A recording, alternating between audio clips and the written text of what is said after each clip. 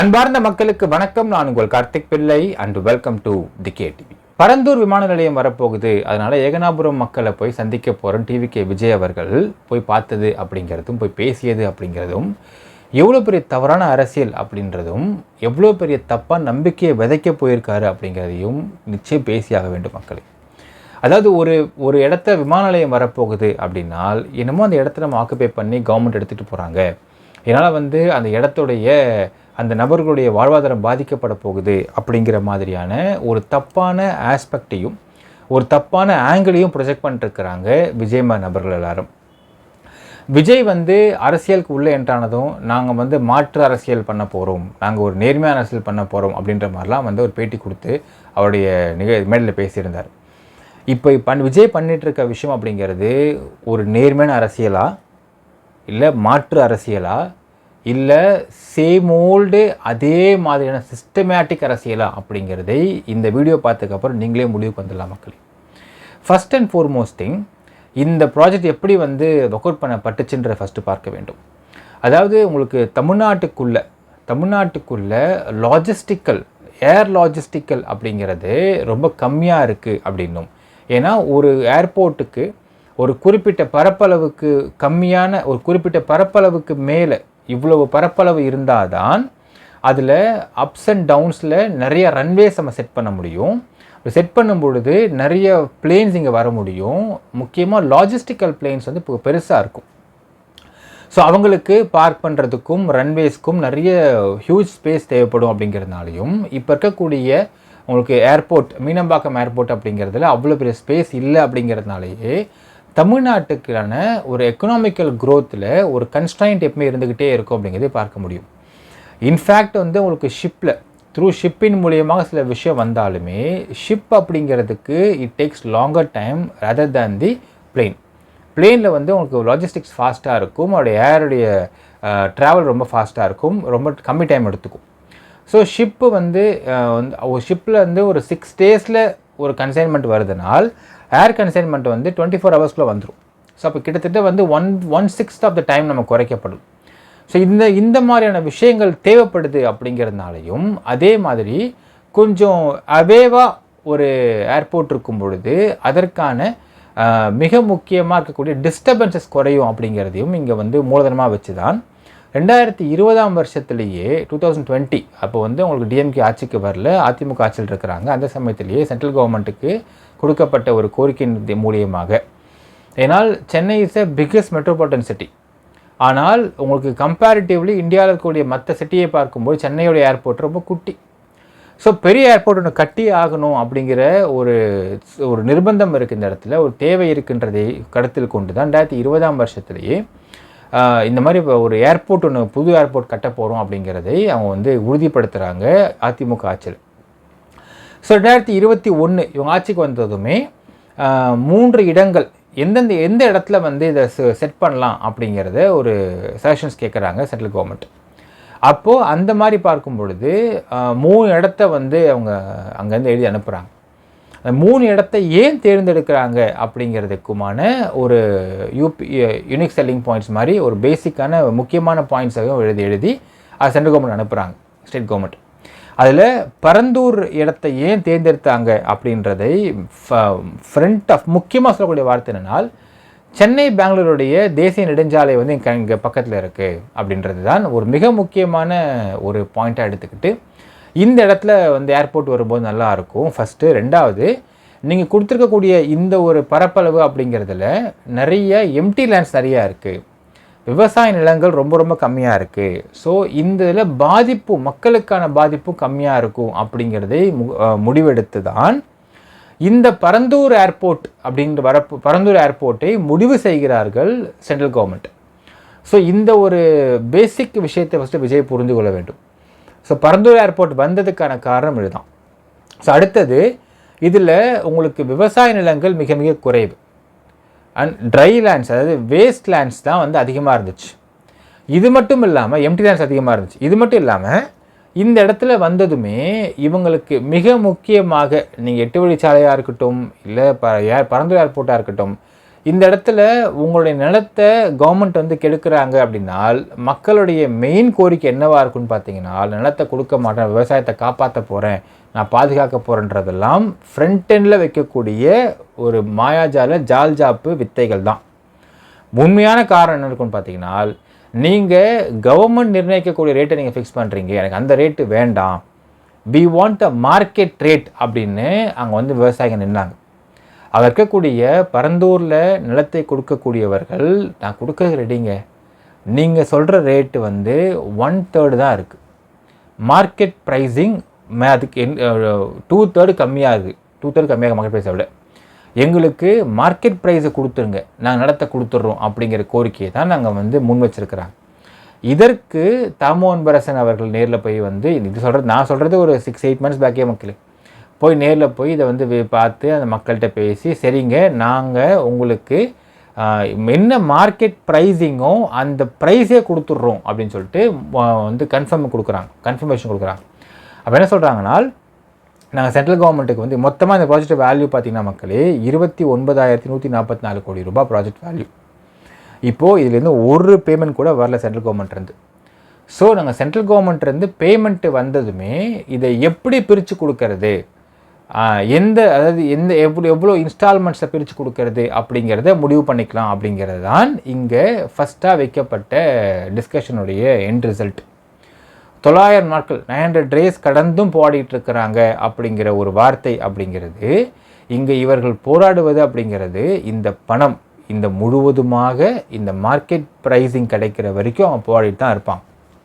ஏன்னா போராட்டத்தை கை விட்டுட்டோம் அப்படின்னா மார்க்கெட் ப்ரைஸ் இல்லைன்னு சப்போஸ், ஏன்னா வாய் 20 ரூபா கொடுத்துட்டு போயிருக்கார் அமைச்சர், இப்போ அமௌண்ட் வந்ததுக்கப்புறம் இது என்ன மார்க்கெட் ப்ரைஸிங்கில் இருக்குது, எத்தனை பேருக்கு எவ்வளோ கொடுக்குறாங்க, எப்படி கொடுக்குறாங்க, எப்படி எழுதி வாங்க போகிறாங்க அப்படிங்கிற விஷயம் பேப்பர்ஸ் அண்ட் பெனில் வச்சாதான் நமக்கு உறுதியாக இருக்குன்றத மக்கள் நான் முடிவு பண்ணிட்டாங்க. அதனால தான் போராடிட்டுருக்காங்க. ஏனால் சப்போஸ் மார்க்கெட் ப்ரைஸிங் தரலப்பா அப்படின்னா உடனே எல்லாரும் உட்காந்துடலாம். அப்போ என்னென்னால் 900 நாளாக போராடிட்டு இருக்கிறாங்கப்பா அப்படிங்கிற பேர் வந்து அன்னைக்கு மார்க்கெட் ப்ரைஸிங் கொடுக்கல அப்படின்னு ஒரு வார்த்தை விஷயம் வருதுனால் எல்லாம் உடனே ஒன்று கூடி உட்காந்துடலாம் அப்படிங்கிற மாதிரி தான் அந்த பிளான் போயிட்டுருக்கு. இதுதான் இந்த போராட்டத்துக்கான மிக உண்மையாக உள்ளக்கூடிய காரணம் மக்களே.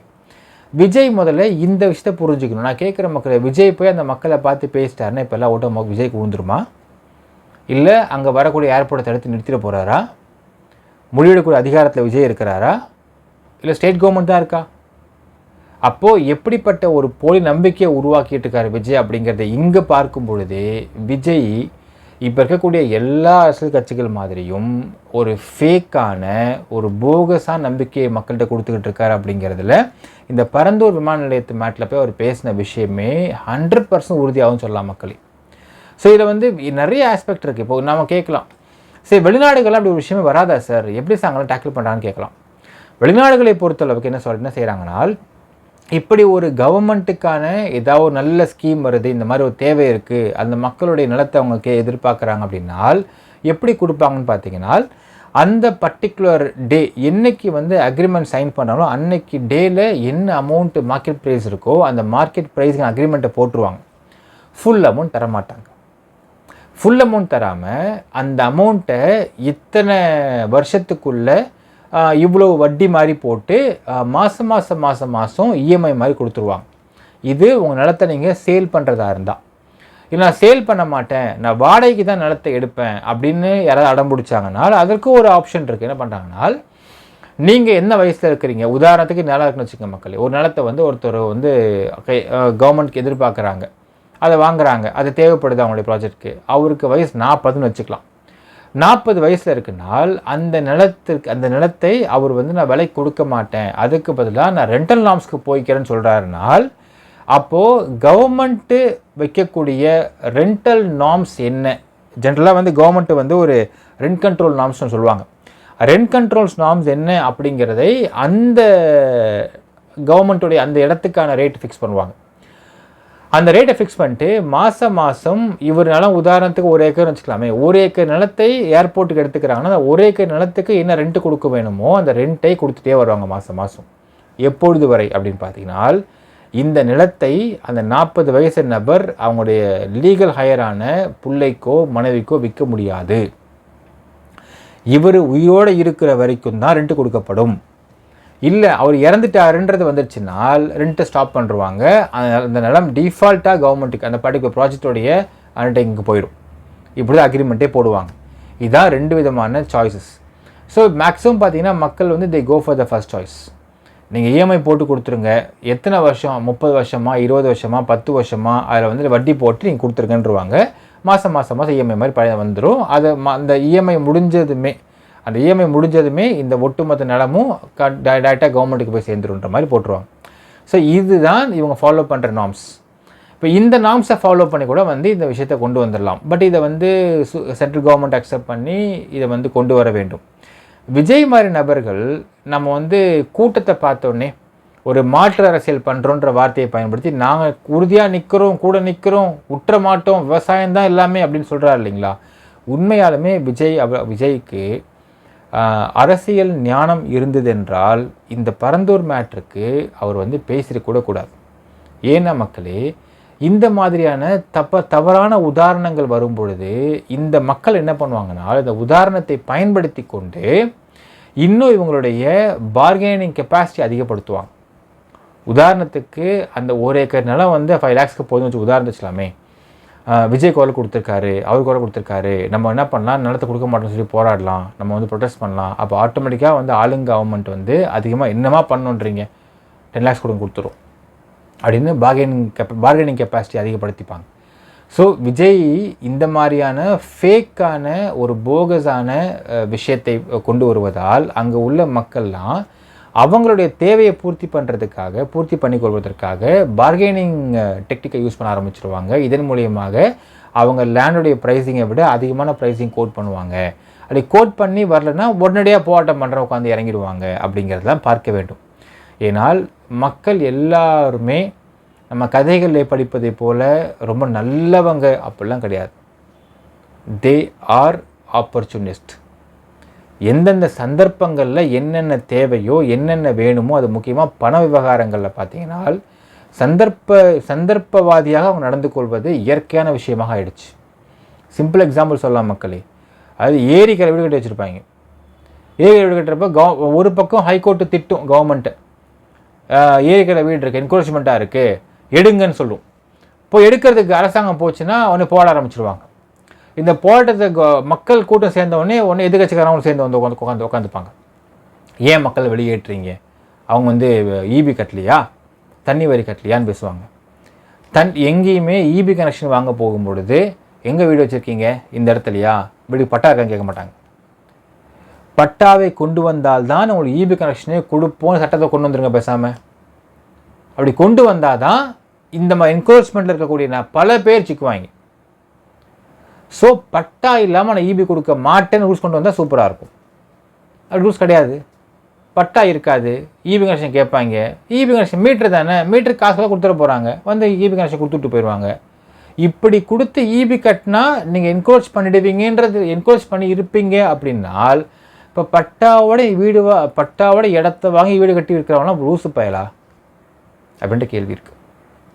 சரி, அடுத்த வார்த்தை, சரிங்க என்கரேஜ் பண்ணிட்டீங்க, வந்து நீங்கள் ஏரி ஓரத்தில் வீடு கட்டி வச்சுருக்கிறீங்க, என்கரேஜ் பண்ணிட்டீங்க, மழை வெள்ளம் வருது, தண்ணி பூரா ரொம்பிடுச்சு, வந்து பேட்டி கொடுத்துட்ருப்பாங்க, எங்கள் வீடு தண்ணியில் முழுகி விட்டது, இங்கே ஒரு எம்எல்ஏவும் வரல, ஒரு எம்பியும் வரல, நிவாரணம் வரலன்னு பேசுவாங்க. மக்கள் எந்த அளவுக்கு சந்தர்ப்பவாதிகள் அப்படிங்கிறதுக்கு இந்த உதாரணம் சொல்லலாம் மக்களே. வீடு கட்டாதீங்கிற சொல்கிறாங்க, ஏரிகளில் கட்டுவாங்க, மழை வந்துடும், வெள்ளம் வந்துடும், வீடு மூழ்கிடும், இவ்வளோ சேதமாயிடுச்சு, இவ்வளோ போயிடுச்சு. இது இன்னொரு விஷயம் என்ன, மீடியாக்காரன் போயிடுவாங்க, போய்ட்டு வீடியோ எடுத்துருவாங்க, ட்ரோன் எடுத்துகிட்டு பையன் மியூசிக் போட்டிருப்பாங்க. அதுக்கு சோகம் மியூசிக்காக வயலில் வாச்சிட்டே இருப்பாங்க உட்காந்துட்டு. இதெல்லாம் சிம்பத்தைஸ் பண்ணுறதுன்னு நினச்சிக்கிட்டு மீடியா இப்போ ஒரு பக்கம் பண்ணும். ஒரு பக்கம் பார்த்தீங்கன்னா அந்த நபர்களை வந்து நிவாரணம் கேட்டு நின்றுருப்பாங்க. சுற்றி முற்றி பார்த்தா வீட்டுக்கு பட்டாவும் இருக்காது, ஒன்றும் இருக்காது, அது ஏறி புறம்போக்காக இருக்கும். இதற்கு வந்து முட்டு கொடுத்துட்டு வந்து உட்காந்துக்கிட்டு எதிர்க்க போராடிட்டு உட்காந்துருப்பாங்க. இந்த மக்களை பார்த்தீர்களா, இந்த மக்கள் எவ்வளோ பாதிக்கப்பட்டு கொண்டிருக்கிறார்கள் பேசிகிட்டு இருப்பாங்க. இதெல்லாம் நல்ல அரசியல் இதெல்லாம் எப்படி மக்களை சந்தர்ப்பவாதிகளாகவும் பணத்திற்கு அடிமையாகவும் மாற்றிக்கிட்டு இருக்கிறாங்கன்றதை நீங்கள் பார்க்க வேண்டும் மக்களே. இதுதான் இந்த பரந்தூர் மேட்ரு. ஸோ இந்த பரந்தூர் மேட்ரு, அதுக்கப்புறம் வந்து இந்த என்க்ரோச்மெண்ட்டுக்கு வந்து நிற்கக்கூடிய இந்த எதிர்க்கட்சிகள், சோ கால்டு இந்த சீமானு, மே 17 இயக்கத்தை சேர்ந்தவர்கள், இதெல்லாம் எவ்வளோ பெரிய அயோக்கியத்தை நீங்கள் பார்த்துட்ருக்கீங்க மக்களே. இதெல்லாம் என்றைக்கு எந்த கட்சியும் ஆதரிக்காமல் இருக்குதோ, என்க்ரோச்மெண்ட் லேண்டா நாங்கள் வரமாட்டோமா, தப்புனா தப்பு தான், எடுத்துருங்க, அவ்வளோதான். மாற்று இடம் கேளுங்க, கொடுத்தா வாங்கிட்டு போங்க. ஏன் என்க்ரோச் பண்ணுறீங்க நீங்கள்? ஏன் நிலத்தை வாங்கி வீடு கட்ட மாட்டேங்கிறீங்க நீங்கள்? அப்போ ஒருத்தவன் கஷ்டப்பட்டு உழைச்சி நிலத்தை வாங்கி இஎம்ஐ கட்டி அதுக்கு மேலே வீடு கட்டுறவங்களாம் லூஸா? அவனை என்க்ரோச் பண்ணிட்டு போயிடலாம் பேசாமல். இப்போ நீ எவ்வளோ தப்பாக இருக்கீங்கன்றதை நீங்கள் பார்க்க மாட்டிங்களா? அப்படிங்கிற மாதிரி எப்போ ஒரு அரசியல்வாதி வந்து பேச ஆரம்பிக்கிறானோ அன்றைக்கு மக்களுக்கு புரியும், நாம் இந்த மாதிரி தப்பு பண்ணிட்டோம்னா நமக்கு யாரும் சப்போர்ட் வர மாட்டாங்கன்றது தெரியும். அப்படியாக ஒரு விஷயம்தான் இந்த பரந்தூர் மேட்ரும். விஜய் மாதிரி ஆட்கள் நான் மாற்று அரசியல் பண்ண போகிறேன், நான் களத்தை இறங்கி வந்து வாருக்கு போக போகிறேன், போருக்கு போக போகிறேன், மோருக்கு போக போகிறேன்னு பேசுறதெல்லாம் வார்த்தைக்கு நல்லா இருக்குமே அப்படிங்கிறத தவிர அவர் பண்ணக்கூடியதும் ஒரு கேவலமான ஒரு ஸ்டூபிட் அரசியல் தான் மக்களே. இந்த ஸ்டூபிட் அரசியல் அப்படிங்கிறது இன்னும் மக்களை முட்டாளாக்கும், ஏமாற்ற வைக்கும், அரசாங்கத்துக்கிட்ட வந்து எவ்வளவு பணத்தை பிடுங்க முடியும்னு பார்க்கும். அப்போது மக்கள் அரசாங்கத்துக்கிட்ட பணத்தை பிடுங்க பார்க்கும் பொழுது அரசியல்வாதி என்ன பண்ணுவான்? அவனும் பணத்தை பிடுங்க தான் பார்ப்பான். என்றைக்கும் ஒரு விஷயம் மக்களே, ஒரு நேர்மையான மக்கள்கிட்ட இருந்து தான் ஒரு தலைவன் நேர்மையாக வர முடியும். மக்கள் அயோக்கியர்கள் என்றால் வரக்கூடிய தலைவர்கள் தான் வெளியே வர முடியும். ஸோ விஜயும் ஒரு அயோக்கியத்தை வேலை பார்த்துட்டு இருக்காருன்னு பார்க்க முடிகின்றது மக்களே. எனக்கு கமெண்ட்டில் மென்ஷன் பண்ணுங்கள். நன்றி, வணக்கம்.